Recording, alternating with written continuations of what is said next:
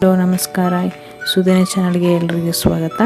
ಇವತ್ತು ನಾನು ಇನ್ಸ್ಟಂಟ್ ರವೆ ಇಡ್ಲಿ ಮಾಡೋದನ್ನು ತೋರಿಸ್ತಾ ಇದ್ದೀನಿ. ಅದ್ರ ಜೊತೆಗೆ ನಾನು ಕೈ ಚಟ್ನಿ ಮಾಡ್ಕೊಂಡಿದ್ದೀನಿ. ಇದು ಬೆಳಗ್ಗೆ ಬ್ರೇಕ್ಫಾಸ್ಟ್ಗೆ ತುಂಬ ಚೆನ್ನಾಗಿರುತ್ತೆ, ಬೇಗ ಕೂಡ ಆಗುತ್ತೆ.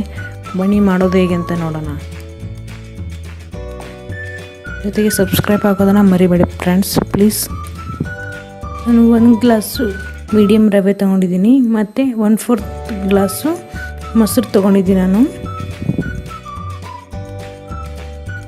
ಇವಾಗ ನಾನು ಒಂದು 1/2 ಟೀ ಸ್ಪೂನ್ ಅಷ್ಟು ನಾನು ಉಪ್ಪನ್ನು ಹಾಕ್ಕೋತಾ ಇದ್ದೀನಿ ಮತ್ತು ಮಿಕ್ಸ್ ಮಾಡ್ತಿದ್ದೀನಿ ಚೆನ್ನಾಗಿ. ಫ್ರೆಂಡ್ಸ್, ಇದು ಬೆಳಗ್ಗೆ ಟಿಫನ್ಗೆ ತುಂಬ ಚೆನ್ನಾಗಿರುತ್ತೆ, ಬೇಗ ಆಗುತ್ತೆ.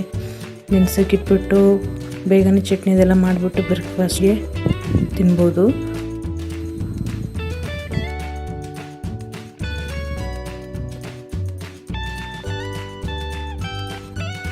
ಮೊಸರು ಹಾಕಿದ್ನಲ್ಲ, ಅದರಿಂದನೇ ಅದೇ ಗ್ಲಾಸಿಂದ ನಾನು ಒಂದು 1/2 ಗ್ಲಾಸ್ ಅಷ್ಟು ನೀರನ್ನು ಹಾಕಿಬಿಟ್ಟು ಮತ್ತೆ ಮಿಕ್ಸ್ ಮಾಡ್ತಾಯಿದ್ದೀನಿ. ಇವಾಗ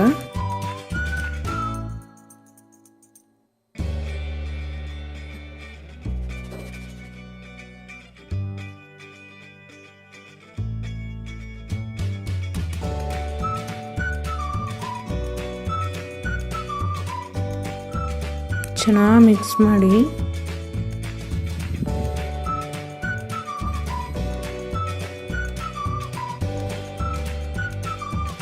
ಒಂದು 1/2 ಅವರ್ ನೆನೆಯಕ್ಕೆ ಇಡ್ತಾಯಿದ್ದೀನಿ ಇವಾಗ. ಓಕೆ ಫ್ರೆಂಡ್ಸ್, ಇವಾಗ ನೆನೆದಿದೆ ಚೆನ್ನಾಗಿ. ನಾನೊಂದು 1/2 ಅವರ್ ಬಿಟ್ಟಿದ್ದೆ. ಇವಾಗ ನಾನೊಂದು ಚಿಟಿಕೆಯಷ್ಟು ಸೋಡಾ ಹಾಕ್ತಾಯಿದ್ದೀನಿ. ಹಾಕ್ಬಿಟ್ಟು ಒಂದು ಸ್ವಲ್ಪ ಒಂದು ಅರ್ಧ ಗ್ಲಾಸ್ ಅಷ್ಟು ನೋಡಿಬಿಟ್ಟು ನೀರನ್ನು ಹಾಕ್ಕೊಳ್ಳಿ. ಸೇಮ್ ಇಡ್ಲಿ ಬ್ಯಾಟ್ರ್ ನಾವು ಹೆಂಗೆ ರೆಡಿ ಮಾಡ್ತೀವಲ್ಲ ಅದೇ ಸೇಮ್ ಥರನೇ ಮಾಡಬೇಕು. ಸ್ವಲ್ಪ ಜಾಸ್ತಿ ಹಾಕ್ಲಿಕ್ಕೆ ಹೋಗ್ಬಿಡಿ, ಸ್ವಲ್ಪ ಹಾಕ್ಬಿಟ್ಟು ರೆಡಿ ಮಾಡ್ಕೊಳ್ಳಿ.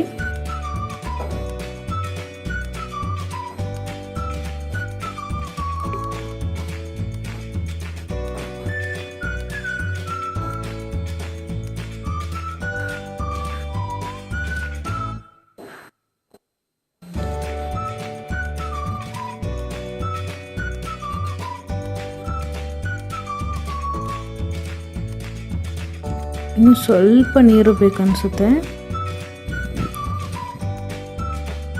ಮತ್ತೆ ನೀರು ಹಾಕ್ಕೊಂಡ್ಬಿಟ್ಟು ಮತ್ತೆ ಮಿಕ್ಸ್ ಮಾಡ್ತಾ ಇದ್ದೀನಿ.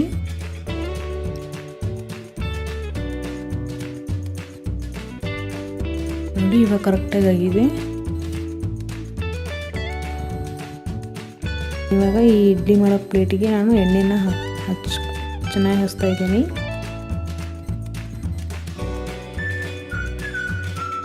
ನಾನು ರೆಡಿ ಮಾಡಿ ಇಟ್ಕೊಂಡಿರೋ ಈ ಬ್ಯಾಟರ್ನ ಇದಕ್ಕೆ ಹಾಕ್ತಾ ಇದ್ದೀನಿ.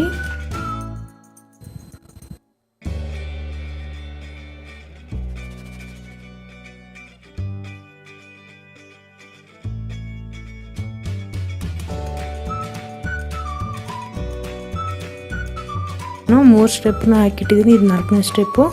ಇವಾಗ ಹಾಕ್ಬಿಟ್ಟು ಕವರ್ ಮಾಡ್ತಾ ಇದ್ದೀನಿ.